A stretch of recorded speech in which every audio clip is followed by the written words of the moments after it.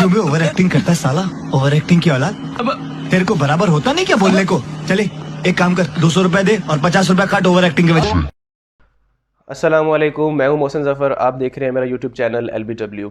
आज 5 चीज़ों पे बात करेंगे, जिनमें पहली चीज़ है ICC रैंकिंग, T20 रैंकिंग और टीम्स की रैंकिंग, और दूसरी ये है कि रिजवान की जो बैटिंग फॉर्म है उसकी बात करेंगे, उसकी एवरेज की बात करेंगे, परफॉर्मेंस की बात करेंगे। थर्ड पे जॉश बटलर ने जो इनिंग्स खेली है 100 रन की श्रीलंका के ख़िलाफ़, उसकी बात करेंगे, उनकी परफॉर्मेंस की बात करेंगे। और फोर्थ पे जो ड्रामा कह सकते हो आप, मैच कह सकते हो, ऑस्ट्रेलिया और अफ़गानिस्तान, इंडिया और अफ़गानिस्तान का, जो कल रात हुआ था 7 बजे, जिसमें इंडिया ने 200 का टारगेट दिया था और 211 का टारगेट दिया था, और अफ़गानिस्तान ने 144 बनाए थे 7 विकेट्स पे। और फिफ्थ जो है और मोस्ट इम्पोर्टेंट जो है पाकिस्तान क्रिकेट के लिए सबसे खुशाइन बात जो है, जिसमें न्यूजीलैंड और इंग्लैंड के टूर के बाद अगर कोई टीम, बड़ी टीम कह सकते हैं आप, टूर करना चाह रही है, वो है वेस्ट इंडीज़। वो कब टूर करेगी और कितने मैचेस खेलेगी, ये आगे चल के आपको वीडियो में बताऊंगा मैं। सबसे पहले बात करते हैं कि ICC रैंकिंग के बारे में। ये सिर्फ T20 की रैंकिंग है जो अपडेट हुई है, उसके बारे में बताता हूँ। बैटिंग की बात करें तो बाबर आजम दोबारा नंबर 1 बल्लेबाज बन गए हैं 913 पॉइंट्स के साथ। डेविड मल्लान एक दर्जा तनज़ली के बाद दूसरे नंबर पे आ गए हैं। तीसरे नंबर पे है एरन फिंच, और चौथे नंबर पे है मोहम्मद रिजवान। अगर बॉलिंग की बात करें तो श्रीलंका के जो स्पिनर हैं, जो बहुत अच्छी स्पिन कर रहे हैं, लेग स्पिन कर रहे हैं, उनकी गुगली भी अच्छी है, उन्होंने विकेट्स भी बहुत अच्छी ली हैं। एक हैट्रिक भी की है साउथ अफ्रीका के ख़िलाफ़। वनिंदो हसरंगा वो पहले नंबर पे आ गए हैं। जो तबरेज़ शमसी हैं साउथ अफ्रीका के, उनकी खातर ख्वाह कोई इतनी परफॉर्मेंस नहीं थी इस वर्ल्ड कप में भी। पहले वर्ल्ड कप से पहले वो पहले नंबर पे थे, अब वो एक दर्जा तनज़ली के बाद दूसरे नंबर पे आए। अगर ऑलराउंडर की बात की जाए, वो इतना कोई उसमें चेंजेस नहीं आए। पहले नंबर पे वैसे ही जो पहले हैं शाकिब अल हसन बांग्लादेश के, वो हैं। हालांकि वो रूल आउट हो गए वर्ल्ड कप में से इंजरी की वजह से। और दूसरे नंबर पे अफ़गानिस्तान के कैप्टन जो हैं मोहम्मद नबी, वो दूसरे नंबर पे मौजूद हैं ICC T20 रैंकिंग में। अब रिजवान की बैटिंग परफॉर्मेंस के बारे में बात करें, उनकी एवरेज की बात करें, तो अब तक की हिस्ट्री में T20 की सबसे ज़्यादा जो बैटिंग एवरेज थी तो वो थी विराट कोहली की, 52 पॉइंट आई थिंक 3 थी। अब पिछले मैच के बाद जो पाकिस्तान ने खेला है नबीबिया के ख़िलाफ़ खेला है, उसमें अच्छी इनिंग्स के बाद जो अपडेट हुई है रैंकिंग, और एवरेज जो अपडेट हुई है, रिजवान की एवरेज है 52.7। अब तक की सबसे हाईएस्ट एवरेज जो है वो मोहम्मद रिजवान की है। उन्होंने, और ये सेकंड हाईएस्ट रन गेटर हैं वर्ल्ड कप में, जॉश बटलर के बाद 199 रन्स बनाए हैं इन्होंने।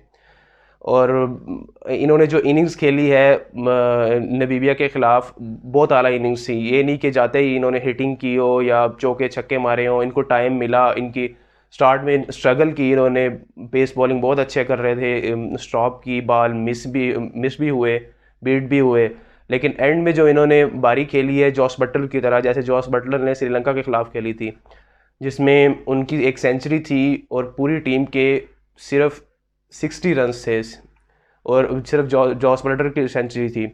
उसमें जॉस बटलर ने शुरू में बहुत आहिस्ता खेला, इसी तरह मोहम्मद रिजवान ने बहुत स्लो खेला, पिच को समझा।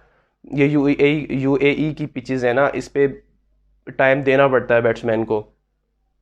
तो आखिरी 10 बॉल्स पे रिजवान ने बनाए थे 35 रन्स। और अगर जॉस बटलर की बात करें, उन्होंने सेंचुरी बनाई थी उसके श्रीलंका के ख़िलाफ़, और उससे पहले ऑस्ट्रेलिया के ख़िलाफ़ मिचेल स्टार्क को ऐसे छक्के लगाए थे, फील ही नहीं होता था कि ये 145-150 क्लिक्स पे बॉल आ रही है।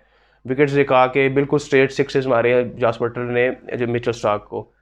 तो अब तक के वो वर्ल्ड कप में हाईएस्ट रन गेटर हैं, 211 रन्स बनाए उन्होंने।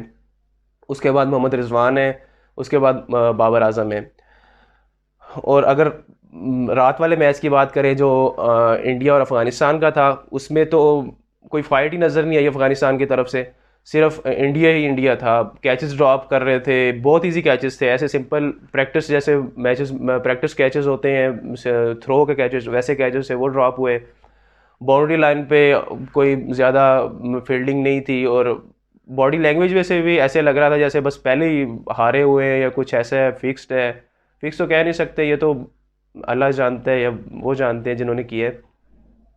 लेकिन ऐसी परफॉर्मेंस की कोई तवक्को नहीं थी अफ़गानिस्तान से, जैसे उसने पाकिस्तान के ख़िलाफ़ उन्होंने परफॉर्म किया, उनके स्पिनर्स ने परफॉर्म किया है, बैट्समैन अच्छा खेले हैं, दूसरी टीम को टफ़ टाइम दिया है। उनसे एक्सपेक्ट किया जा रहा था कि बॉलिंग अच्छी करें, स्पिन अच्छी करें। राशिद खान की समझ नहीं आई, उसने क्या किया, उसने एक ओवर किया है, फिर रेस्ट पे गया है, फिर ओवर किया है, फिर रेस्ट पे गया है। राशिद खान की अगर बॉलिंग की बात करें तो 4 ओवर्स में 36 रन्स। वो बॉलर जिसे बाबर आजम ने पिक नहीं किया, जिसने नबीबिया को घुमा दिया, स्कॉटलैंड को घुमा दिया, वो इंडिया के एक भी बैट्समैन की विकेट नहीं ले सका। उनके साथ आईपीएल खेलता है, सब प्लेयर्स का पता है उसे।